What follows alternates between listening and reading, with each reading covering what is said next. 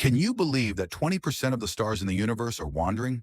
These stars are not bound to any star system. They drift through the dark abyss of space like lonely travelers. Their origins trace back to violent stellar collisions or gravitational interactions billions of years ago. And ahead of them lies an unknown gravitational field. These wandering stars may represent one of the most fascinating phenomena in the universe, a never-ending gravitational dance. The universe is not eternal, and for billions of years, stellar collisions and interactions have been commonplace.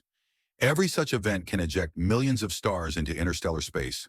Astronomers have discovered that these stars are often flung out of their systems due to gravitational effects caused by collisions with other stars or black holes. Escaping at incredibly high speeds, they become homeless wanderers. For example, the supermassive black hole at the center of the Milky Way has accelerated hundreds of stars to escape velocities, turning them into rogue wanderers. What would happen if a wandering star entered our solar system? In the most extreme scenario, if Earth were captured by such a star, it could be torn away from its orbit around the Sun and forced to orbit the new star instead. This would result in catastrophic changes to Earth's environment.